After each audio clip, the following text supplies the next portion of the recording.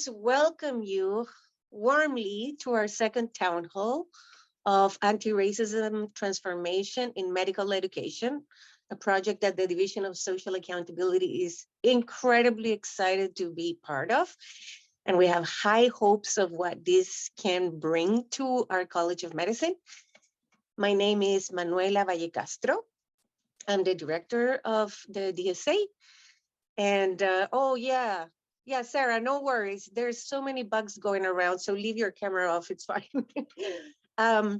So first of all, we want to start this meeting and ground ourselves in the understanding and recognition that we are on indigenous lands. We are here in Saskatoon, most of us anyways, some of us, most of us are in Treaty 6 territory, which is the homeland of the Métis and the ancestral traditional lands of the Nehiyahuak. So we want to ground our conversation today on this understanding that we have responsibilities towards reconciliation, towards interrupting the harms of colonial violence.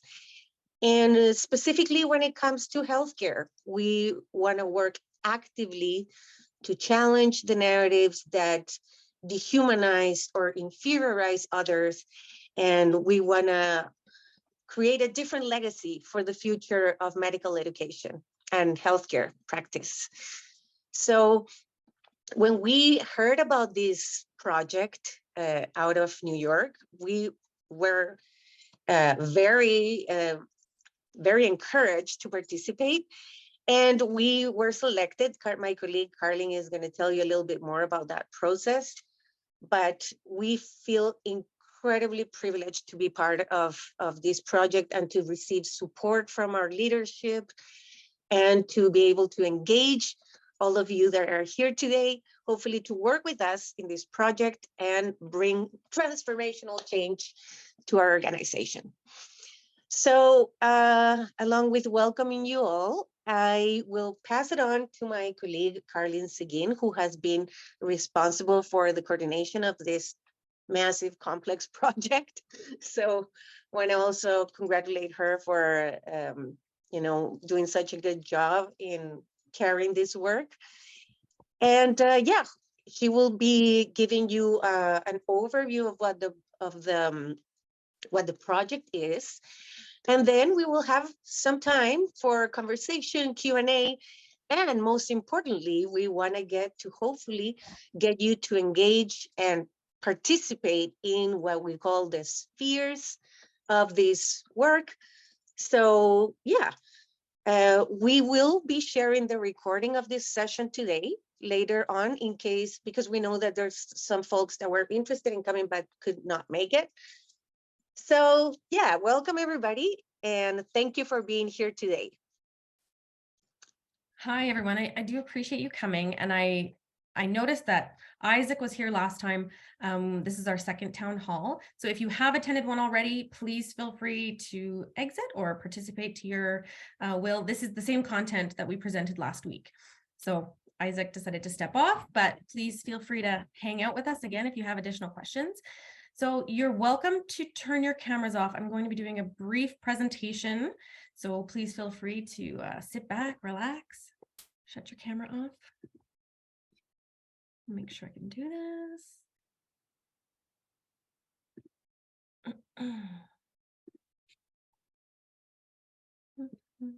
Of course, now it will go.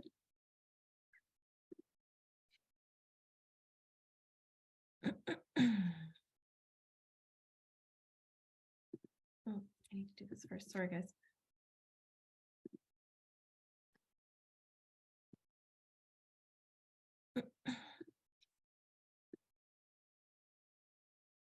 Is that working? Can you see that okay?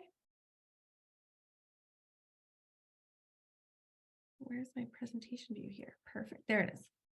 All right, there we go. Thanks very much. So we are here to talk about the anti-racist transformation in medical education.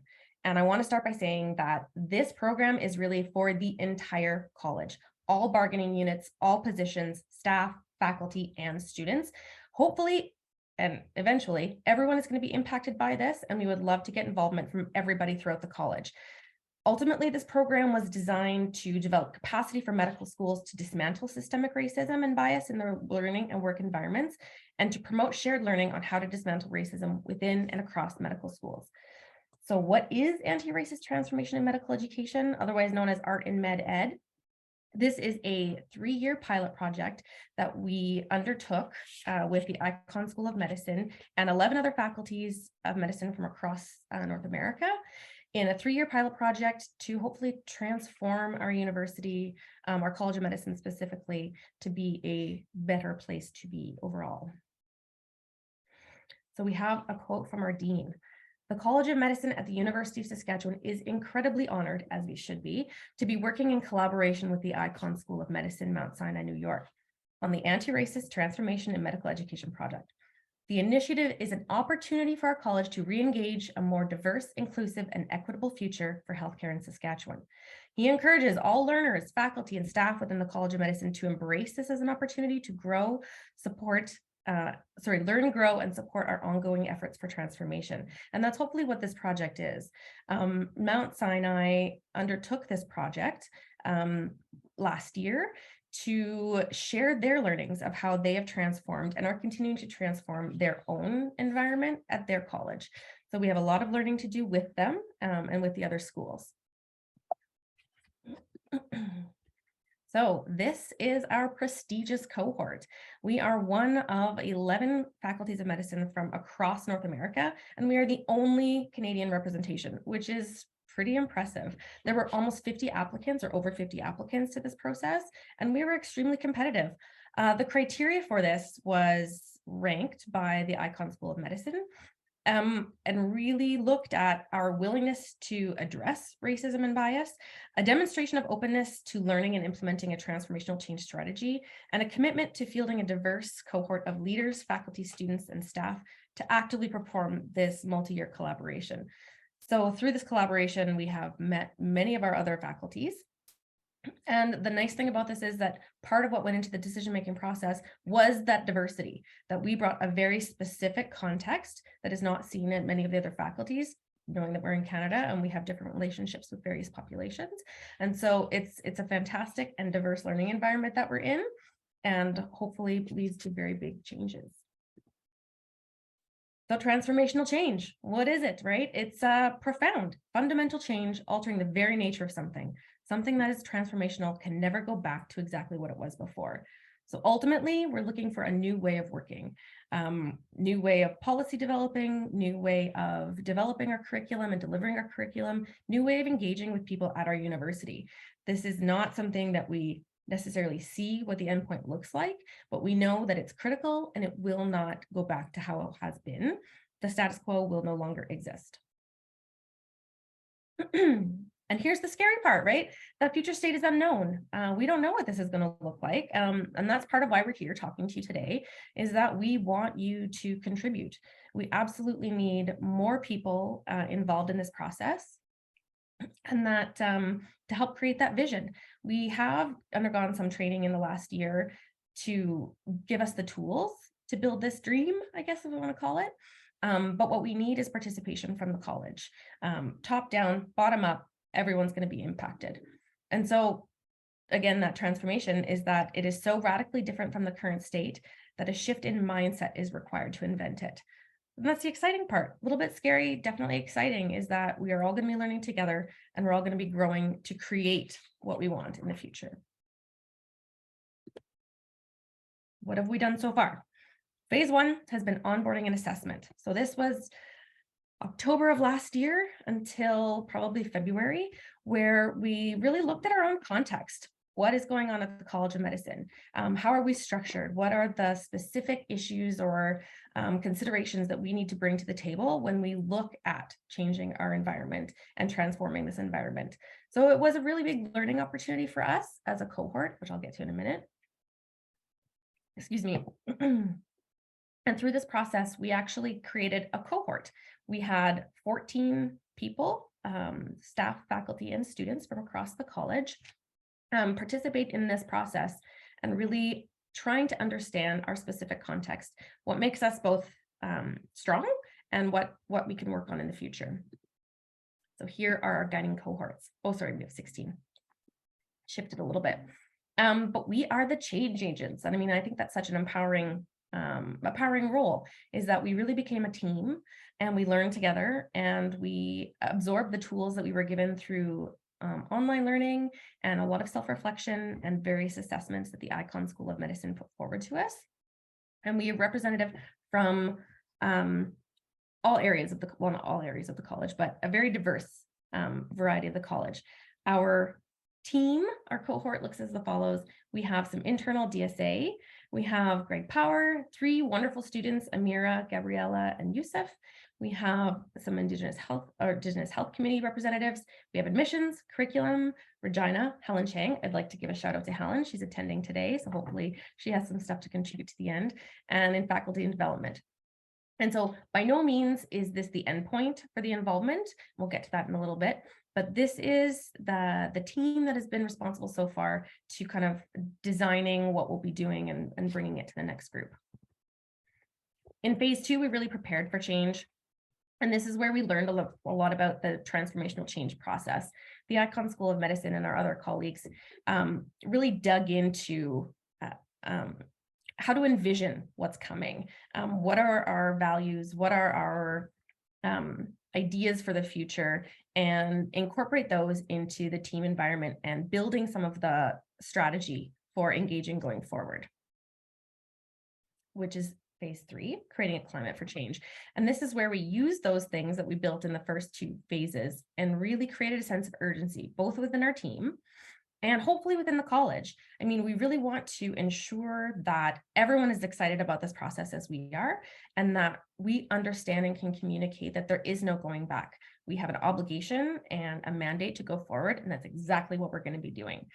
So this is where we currently are. We want to get people involved in our exciting work, knowing that we are capitalizing on exciting work that is already happening throughout the college. By no means are we the first people or the first group to engage in some of this change, but we really want to capitalize on what's already happening and build a stronger team that is really capable of making these changes long-lasting and very transformative. So as part of that, we as a cohort created a vision, and I want to just take a minute and read it. I'm going to read it with some emphasis here. So we are the change makers, a cohort of disruptive innovators for anti-racism within the College of Medicine. Our work will be accountable, informed, and transparent, and as we center our relationships with one another and the diverse communities we serve. All individuals in the college will be self-reflective and contribute to racially equitable, liberating, and empowering educational spaces. Anti-racism will be visible in our college, embedded in our structures and policies, and comprehensive throughout the medical education continuum. As you can see, that is not a description of the future of what this is going to look like, but we have our values in there. We have the things that are non-negotiables for us going forward, is that things are different and anti-racism is visible and absorbed and represented by everyone involved, and everyone involved being the entire community in College of Medicine. We have, at the moment, this is a preliminary attempt to create active spheres for change. So within these spheres, we have learners, we have faculty and staff, curriculum, admissions, and research. By no means is this a complete representation of the college, but as a cohort, these are the 5 areas that we really thought we could create strong change groups going forward. So we have opportunities to engage with learner experience, faculty and staff recruiting, retention, curriculum, delivery, change, and content, admissions processes, streams, and research. How do we put forward more anti-racist and anti-biased research? So these may change and they may look differently as we go, but to start, this is where we're going to go. This is how we've kind of structured things going forward. These spheres are where we want to engage with members of the College of Medicine to get active with us and help build a vision for what the change is going to look like and get the change off the ground. So if you have an interest, we do have an opportunity to volunteer for one of these spheres, which are going to be led by a member of our team, of our cohort, and hopefully a senior leader as well. what are the expectations for sphere membership? Hopefully, we're going to get 7 to 10 members with 2 designated co-leads, one of which being a cohort member. And we hope that you want to commit for at least a year, although definitely please continue to serve more than 1 year.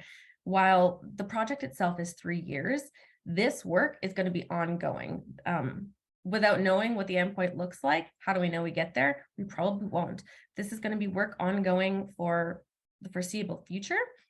And certainly things will change as we go, and the spheres may morph and change, but that's kind of the exciting part.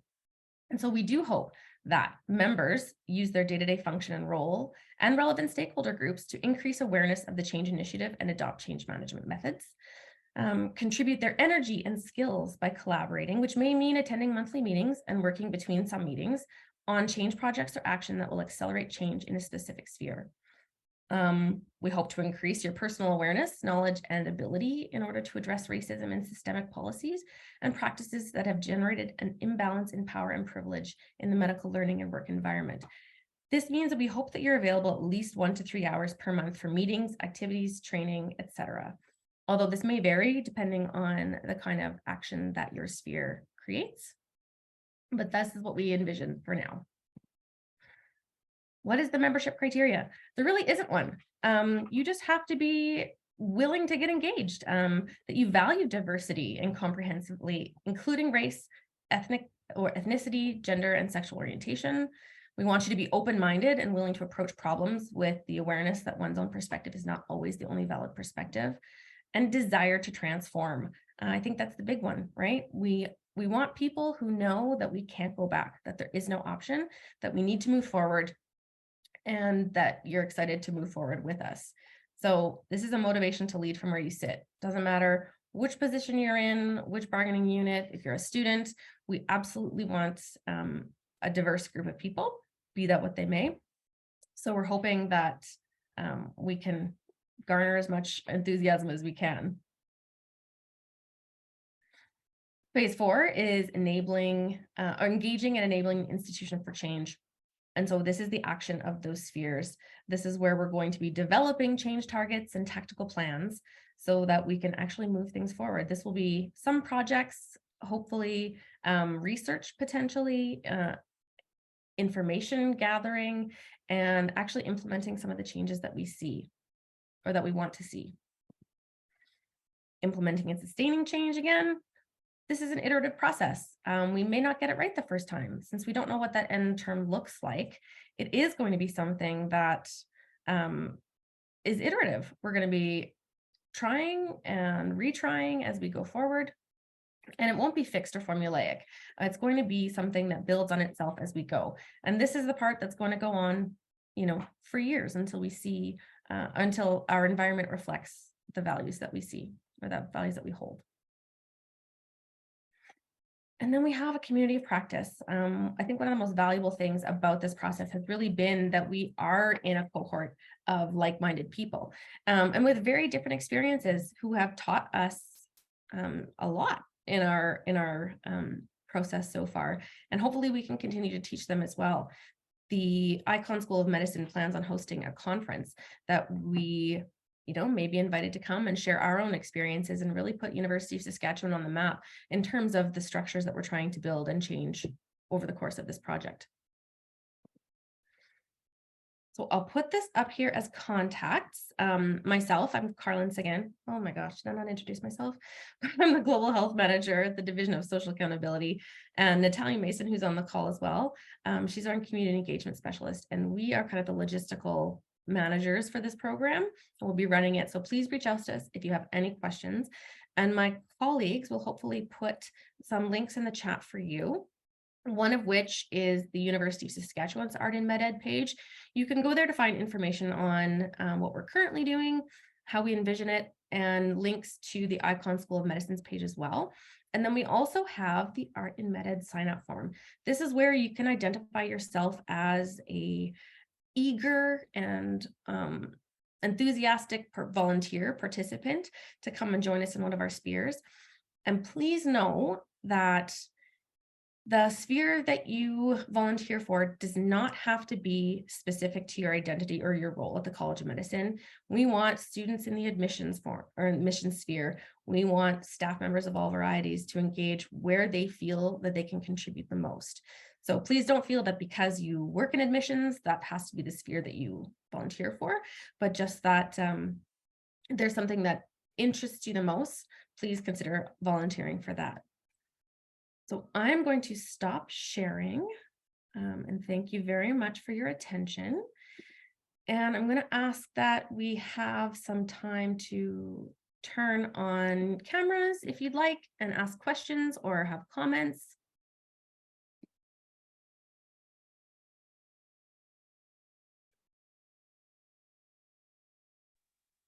I'll ask you a question. Do you have to be an anti-racist expert to join the spheres? Oh, right. No, absolutely not. This is more about enthusiasm. Certainly, if you have skills that lead to, contributing skills and expertise to these various spheres, absolutely welcome. But please don't feel that you need to be an expert or hold some sort of criteria to participate in this work. Thank you.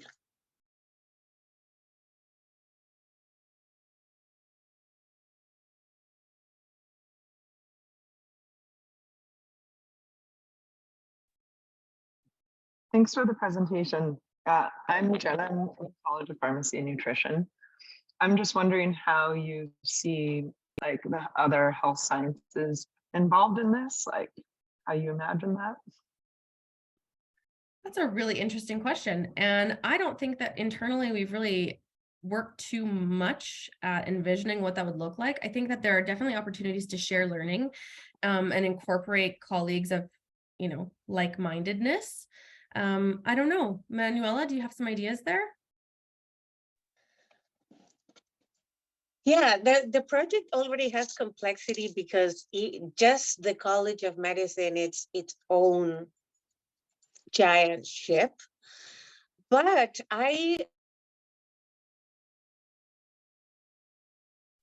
for learning with sharing with the other health sciences, because as we know, we are tightly connected to health sciences in general. We do a lot of collaborative work already with the School of Public Health and nursing. So I think that's a great idea. I think that we should explore how to create space to share with the broader health sciences. Good idea. Thank you. Certainly we know that, interprofessional learning advances so much for our students and for our, our working together as professionals. So yeah, I think that's a very interesting thing. I'd encourage you to reach out, or now I have your name, maybe I'll reach out to you.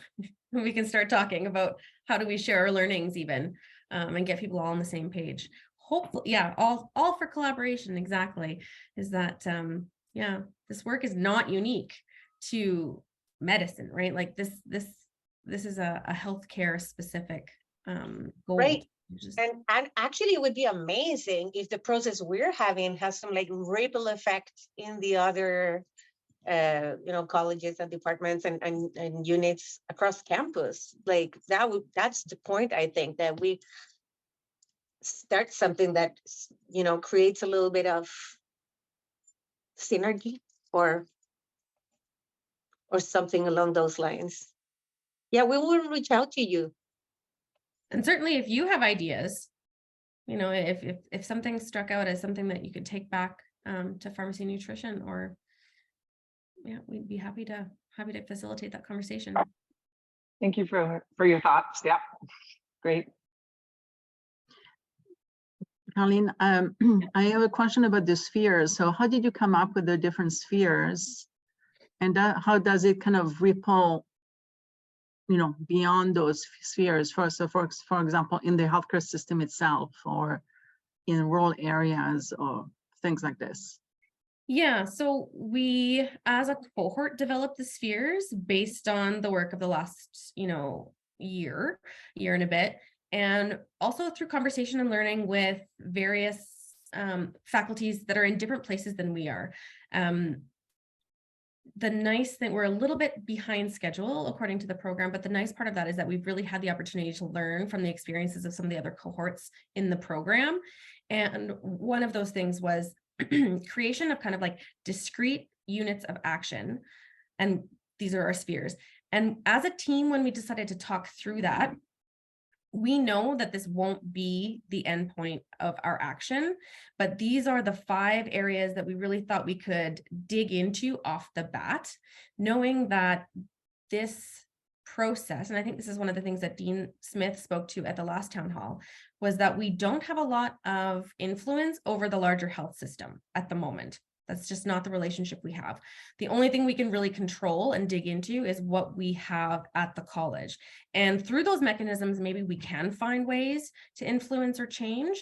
But that, you know, for instance, one of the things that we talked about was clinical experiences, that so many of our residents have really negative or have potential negative experiences in their clinical spaces. But that we saw that as part of the curriculum because they are learners during that time. And so can we impact the clinical sphere through our curriculum, through our learners? Like, how do we do that? And it's all about right now is where do we hold the most, I guess, authority? And that's going to be internal for now. And hopefully that changes as we go forward. Sorry, Manuela. No, I just wanted to add that I really like that question because this is something like Carlene was saying that we have debated. How are these spheres? Obviously, they're not like disconnected units, and the change that we're aspiring is very relational and systemic. And I think that the point is that over time, as we create a new culture and a new normal in medical education, that necessarily will impact the other areas where our students will end up practicing, teaching, etc. So I think that it's impossible to contain it once it starts. That's the hope. We'll be reaching critical mass. So potentially, I think the idea is that there will be some ripple effects, and then maybe more spheres created eventually, you know, because it's going to be like a snowballing or something like this eventually. Okay. And the understanding is that, I mean, you have to start somewhere, and we're not going to get it perfect off the top. Yeah. And so we've created these as opportunities for places to start. And we may be required to shift things up and to change how we view. I mean, like I said, the College of Medicine is not discrete. And when we talk about curriculum, we're not talking about solely undergraduate medical education. We're also talking about the curriculum that our grad students engage with, the curriculum that the School of Rehabilitation Science students get. So it is going to be a broad blanket. I mean, not a blanket, but it's going to be a broad understanding of how these things interrelate and how they are delivered. So, I mean, yeah, hopefully we create a culture shift that is, yeah, the hidden curriculum, exactly, Helen, is that, yeah, we create something that can't be ignored and needs to be responded to. And hopefully that response is positive. Helen, did you want to talk about your experience so far as a cohort member? Or does anyone have any questions for Helen? I'm in Regina, so anybody from other parts of the province than Saskatoon, for sure, we're very happy to involve everybody. And for sure, other health professions, I think we have to work as a team on this one, just like everything else, right?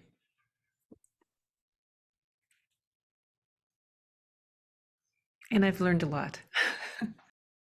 I like your emoji with the comment of hidden curriculum. Do you want to elaborate? Oh, that's the embarrassed, ashamed smile that too bad we have this horrible thing that we have stuff to deal with. So, Thank you. Yeah.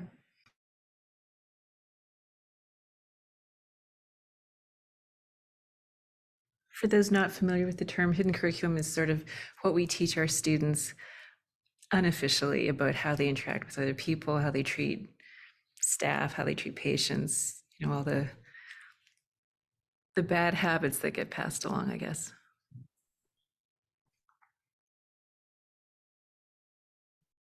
Yeah, I think that's a really good point to bring up, Helen, because so much of this process is really going to be about facing those things shining the light on things like hidden curriculum and how they affect students and how they affect faculty, and how they affect patients in the long run.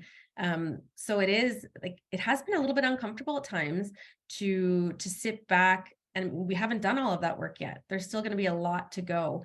We as a college have had the opportunity to participate in so many context setting. I mean, we're waiting for the Human Rights Commission report to come back. So, I mean, we're going to have the opportunity to really like shine the light in some of the dark corners and hopefully confront those things for the better. I mean, there's no point in, in witnessing them if we're not going to act on them. And hopefully this program gives us the tools and the structure to scrub those corners out.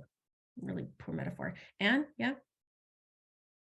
Yeah, sorry, I have another question.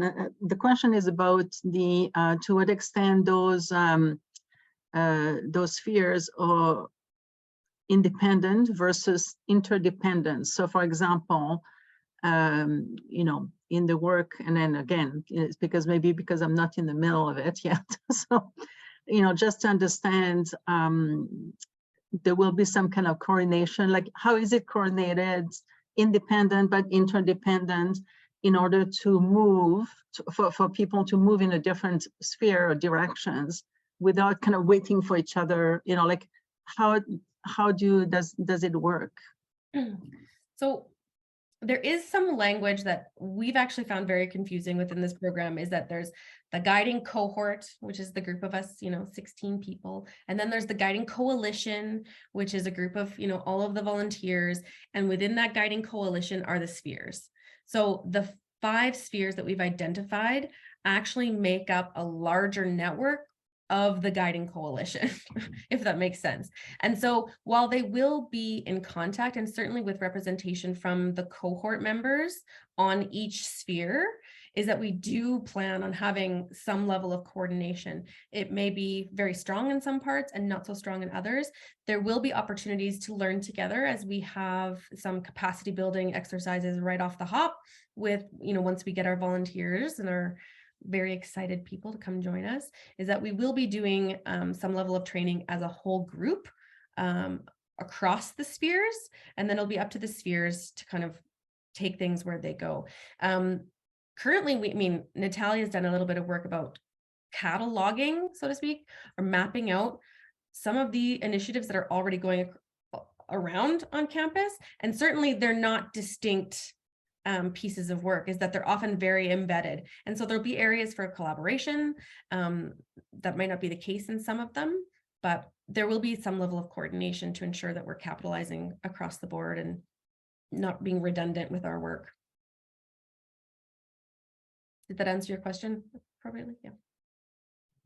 Yeah, no, yeah, because I think it's complex, it is complex to kind of change the system and to have people kind of work in the same direction or with the same vision, as you presented it, but at the same time have the capacity to act concretely and not be bogged down by, the bureaucracy or waiting for each other or things like this. That's kind of was my question, Well, and with the spheres, we did try to break apart some of the silos that are already existing in the college, so that when we say learners, we're talking about grad students, undergrad, MPT students, so that it's learners across the board, that we're not keeping these students separate from these students, separate from these students, but that there is an understanding that the student experience across the board, the learner experience across the board of the College of Medicine needs to look differently. So yeah, we're hoping that we get participation from, a diverse representation across the college to ensure that we can maintain that depth, I guess, when we look at some of these issues. They're certainly not discrete silos, is that they will be very representative of multiple processes throughout the College of Medicine.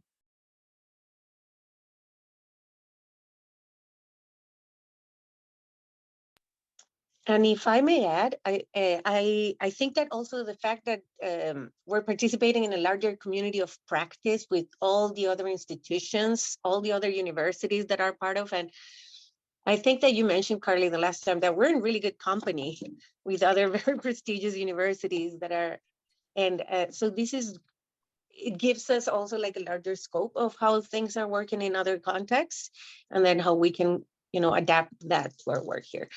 And please don't feel shy to make any kind of questions, because this is the purpose of this town hall today, is to really clarify all about what this is about, so there's no bad questions. Sorry, I have another question. How have you engaged the students so far, or the learners, So for example, I'm interested because I would like to know, how can we engage the grad students from CHNE, for example? Mhm. So have you done any kind of meetings already, and then how can we help to kind of disseminate, to get, this going? So I will acknowledge that when we started this program, I think from finding out about the application to submitting the application was about 2 weeks. So we kind of went with who's on board right here, right now. And at that time, we had 3 medical students, so 3 undergraduate medical students. And those 3 students have been the student cohort at the moment. So I will say that Gabby Antaya is an undergraduate medical student, but she's also working on her Master's of Public Health, I believe. And so she's kind of our student engagement officer at the moment. She's going to be our liaison. And we've worked with her to do some publicity for students. And we have a town hall for students this Friday at 12:30. So that's going to be our official foray into student like involvement formally in the process, like in these spheres. We have messaged the College of Medicine Graduate Students Association with an invitation. I don't think it went out, but again, we've messaged the departments to send out various notifications for the students. And I think that our graduate students did get that invitation at CHNE.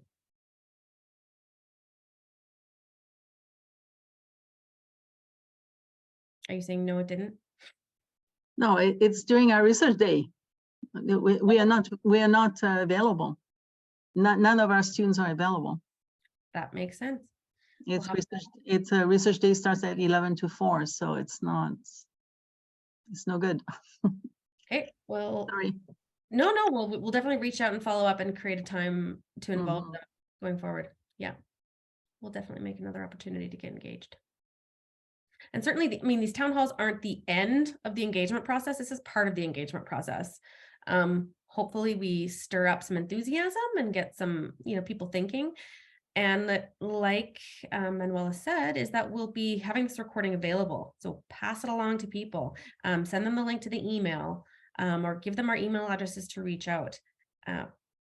We absolutely encourage some gentle shoulder tapping and pointed of people who you think, I mean, if you're here, you kind of maybe see the importance of this, and hopefully you have colleagues who will also. Recruit your friends, drink the Kool-Aid with us. We're a good bunch, doing good work.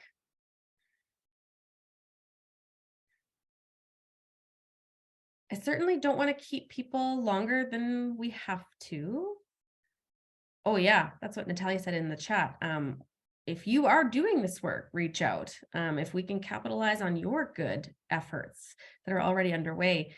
We have been trying to do a little bit of an inventory, but absolutely by no means is it comprehensive. We know how much is actually going on under the surface at the college. And yeah, if you have things that you want to, okay, bye Helen. If you have things that you want to, amplify or leverage in this space, please let us know. But I'll do the awkward 30 seconds for last thoughts or other questions. If anyone wants to speak up, I'll just. Can I just ask, I know you're extremely busy, but are you considering also doing presentations at the departmental levels? Or is it too much to ask? Invite us. Absolutely, we will come. Just yeah, it's a bit of a double-edged sword with this one, is that we want to spread the message, but we want people in the room who value this work and want to be in the room. And I'm not to say that's not everybody, but if we could get the support to do those presentations and to do that, individual level engagement, absolutely we would. Mhm. Like Natalia said, they have the EEI departmental working groups that Manuela True. and her have been connecting with already. Yeah. So if there's something you want specific from us, yeah, we're in. We'll join you in any way. Yeah. No, I think the critical part is really passing on the message, and yes, tapping shoulders. Kristen, yeah, you're right. Mhm. For people who might be interested, just kind of so it kind of gets the ball rolling a bit more than just the initial group, So Absolutely. yeah, thanks for your presentation though. Oh, thanks for coming. Yeah, send people our way, Christine. We appreciate it. And if you want to set up a meeting to chat further, we'd be happy to do so.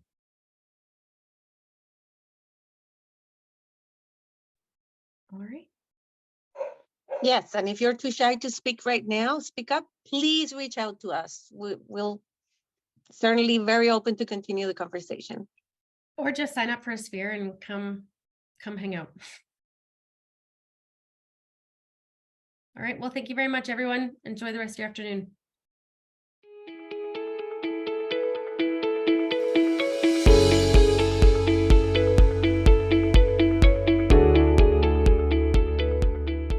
But I'm hoping that it was clear enough for those of you following is that up until this point, when we started this process in October of 2021, until now, we've really been setting the stage. We've been gathering information and context very specific to our own College of Medicine and where we are.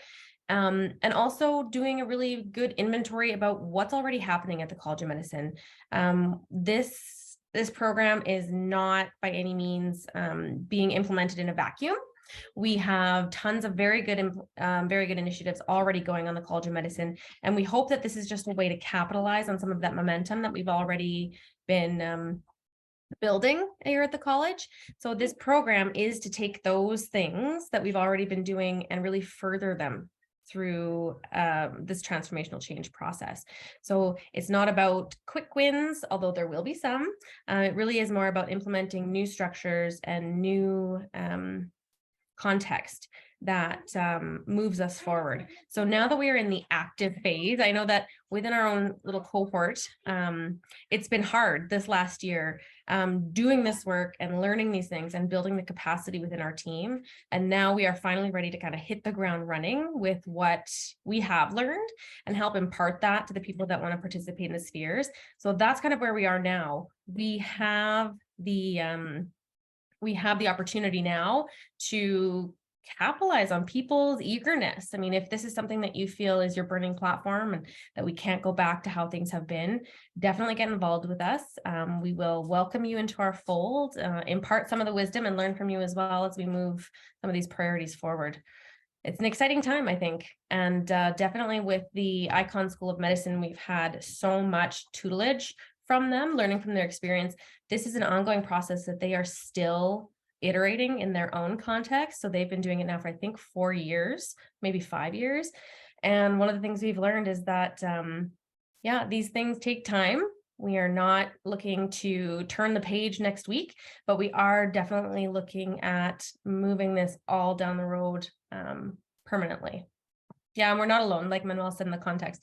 We have 11 other faculties of medicine from across North America that are in the same boat as we are right now. And the learning has been challenging, and the process has been not without issues. But I definitely invite any questions. Natalia and I, she's on my left. I don't know where she's on your screen. But we are going to be the DSA contacts for this, and we're going to be helping to organize the cohorts. We do have a small form that we'd like you to fill out if you're interested. And yeah, thanks very much for attending today. It's really good to see a few people out. I would like to highlight that we do also have a couple of our cohort members on. We may have lost Gabby. She was here for a minute, Namira, but Kathy McLean is one of our cohort members also. And so I'm sure she'd be willing to answer any questions you have for her as well.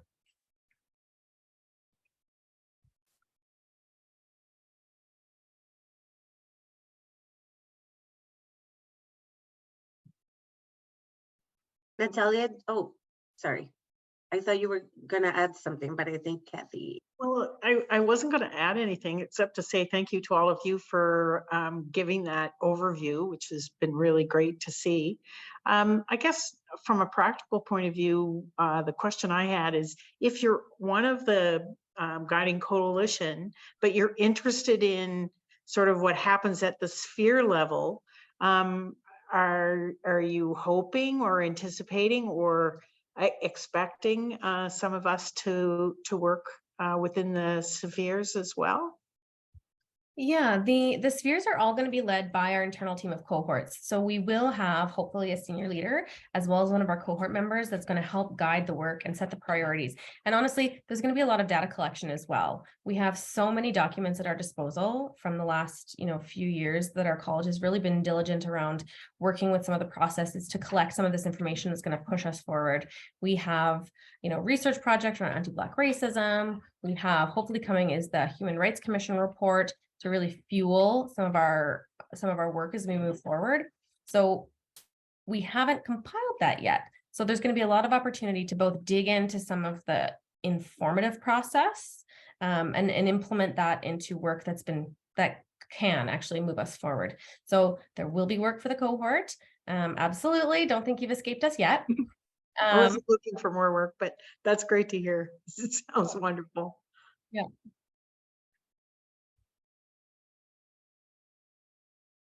The one thing I kind of wanted to just impress was that I joined the Art and Med Ed process in the middle. So things had already been progressing. And one of the things that I think is just such an incredible opportunity is the fact that this is quite literally revolutionary work. We are in such good company with schools like Columbia and UCLA.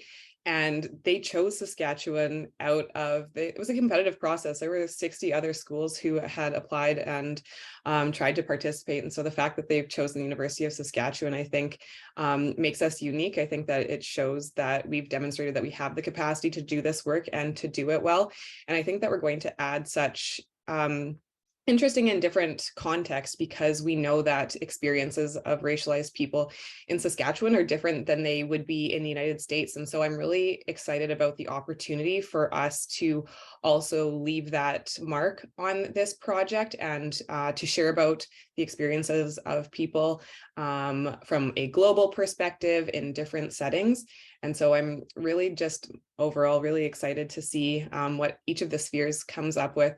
And I also do want to emphasize that we know that there's so much fantastic work that's already happening at the U of S. And so really this is just an opportunity for us to act as catalysts for a lot of that work.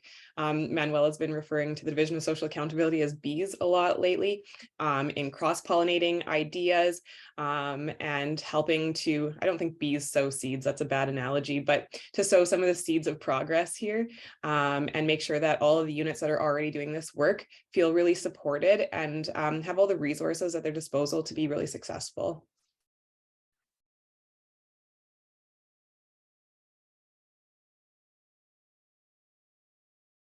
Preston.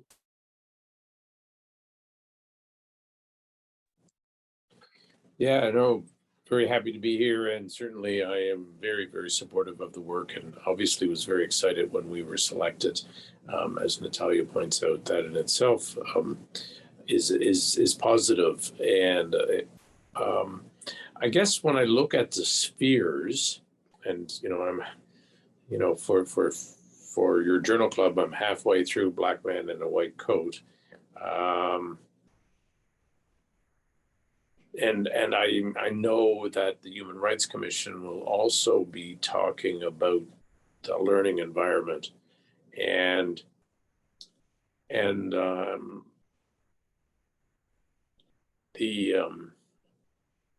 certainly, Damon Tweedy's experience was often in the learning environment, but more often in the clinical learning environment than the classroom. And from players that we have little control over, like staff in the healthcare system or patients families, and the experience of racism that he describes in his book, and I know is going to come out in the Human Rights Commission, and I've heard from learners. And I mean, I've heard, even heard that, one of the challenges in populating all of our longitudinal integrated clerkship spots is that, many of our students, our BIPOC students are, I've heard of experience, and, and I know this from my presence on the College of Physicians and Surgeons Council as well, in trying to retain some of our IMGs in Saskatchewan, is the experience of racism in the communities. So, and I mean, that kind of falls under learners, it falls under curriculum, but I wonder how you're thinking about addressing that.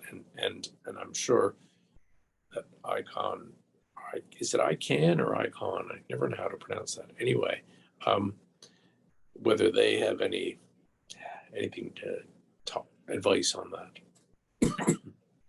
I think I've been saying it icon, so I don't know, maybe I could be wrong, but it sounds like you might have been in the room with us as we had the debate of setting these spheres in terms of how do we impact on the clinical experience, because those are such powerful experiences for learners and for, professionals beginning their careers. And while this list of 5 spheres is a place to start, this is where we feel we had the capacity, we had the understanding, and we had the drive to attack these first. There is nothing to stop us from adding a sphere or from branching out or from redefining what we include in those as we move forward with the process. And honestly, as we build momentum, I think hopefully this does become kind of a business as usual approach, where this is now part of the system, is that we take pieces apart, we look at how to improve them, and we look at how to move them forward. At the moment, when we had this discussion, I think in December, setting these spheres, we really debated, is clinical about learners, is clinical about curriculum? And we had it kind of slated in that it might be more curricular based, because it is still technically something the students are learning. But that was one way to look at it. And I certainly don't think it's the only way. And I guess as we go through, if it needs to shift, we can shift it. I mean, we aren't set in stone by any means in terms of how we structure ourselves. We now have the roadmap, we have the tools to assess these things as we go and to hopefully impact them long term. So I do agree that this might not be the perfect list, but we'll never get the perfect list. So we have to start with what we have. And this is what we have. So sorry, that's not an answer. It's a non-answer answer. And certainly with our colleagues in the States, some of their structures are so different from ours that we've done a lot of learning, but it's not a one-size-fits-all solution. And what their experiences are can't necessarily be translated into what our context is. So yeah, this is where we've gone so far, and it's certainly not the end of the road. And I don't think we'll be ending here at all. Thanks. Thank you, Presto, for supporting these projects throughout. Amira, you were also in our discussions about the spheres, and I wonder if you have any further thoughts too that you want to add or to put you in the spot.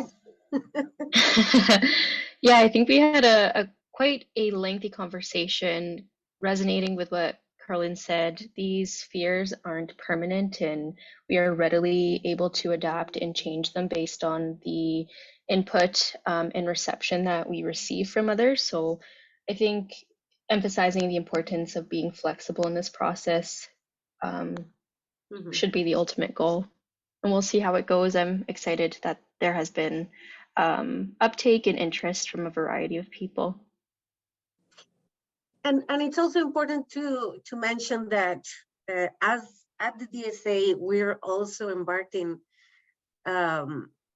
other work in part with the Saskatchewan Medical Association for developing anti-racism curriculum for physicians, as well as working with the departments and trying to start thinking about how we address residents, specifically understanding how, it's a different type of learner than undergrads, etc. So, yeah. One thing I'd add too, and I think that those are such good questions, even the idea of like patients, right? We have such limited control over how patients behave or interact with their healthcare providers. But we do also know that there are strategies that we can use in training medical students to deal with those kinds of interactions to build up resilience. And so I think that those are really critical areas that we'll be able to explore through things like the curricular sphere, which will hopefully help to build students who, number one, know where to go for support when something like that happens, and also to make sure that faculty members are aware of how they can be supporting students when they experience things like that. And so there are a lot of strategies that are out there, and I'm excited to see some of that stuff be implemented so that our students are best prepared to succeed in the workplace as well.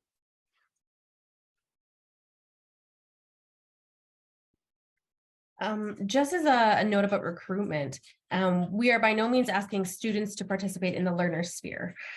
We want a sample population from all over the college, all bargaining units, all levels of staff, faculty, students, and a student has a lot to say, whether it's about curriculum, whether it's about learners, whether it's about admissions. We're not trying to create insular, kind of like-minded spheres. We are really looking for a sample from across the college. So if you have an interest and you're in the Department of Admissions, don't feel like that's where your best fit is. Go with your burning passion. Go with what fuels you, I guess, so we can actually capitalize on your eagerness.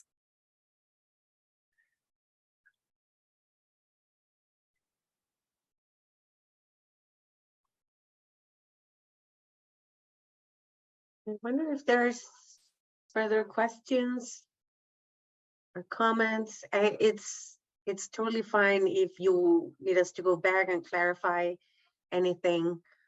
I went pretty fast myself over those slides, so if there's anything that you would like to revisit as well. I'm going to put also my email and Natalia's email in the chat. So if you did want to have a little bit more of a conversation or had some very specific questions you wanted to work through beyond this group, we are both open to chatting with you and feeling out how this is going to work. So please just have a look at the chat for our contact information.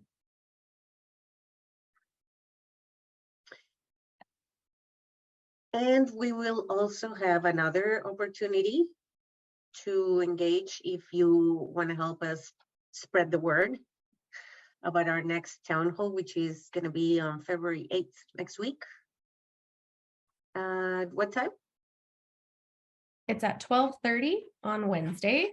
And do please pass this along to colleagues that you think might that this might resonate with. Our communication is a little bit limited in terms of trying to reach all points of the college.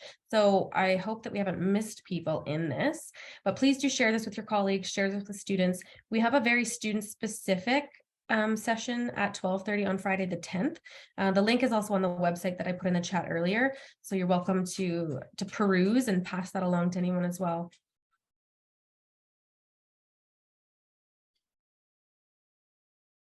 Well, if there's no further questions, I feel like we can wrap it up early, but I also don't want to rush anybody out of the room. If you're still brewing and thinking and digesting some of this information and still want to add something.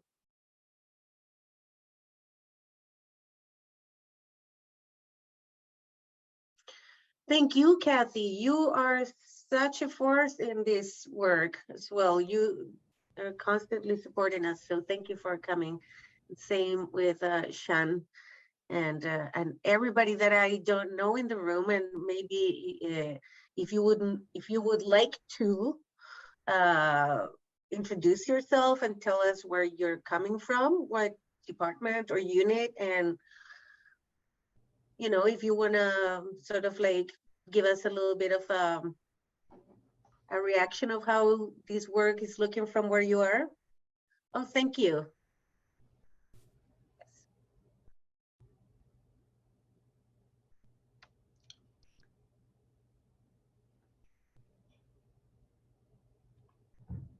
Hello. Eric McNair, Department of Pathology and Laboratory Medicine. I think that this was an excellent presentation and it's a great start. And just happy to be aboard and hopefully participate in the future. Thank you. Fantastic. So hopefully we will see you signing up for one of the spheres. And we get 2 representatives, I guess, of pathology and lab medicine. Dr. McGee, did you want to add something? No, this is really fantastic work. And I really appreciate how lucky we are in Saskatchewan to have been included in this group, which is really fantastic. I'm just thinking a lot about how we can operationalize some of this in our department. And yes, I will share the links and ask people to attend the other sessions. And keep up the good work. That's all I can say. Thank you, Dr. McGee. Excited to be working with your department too.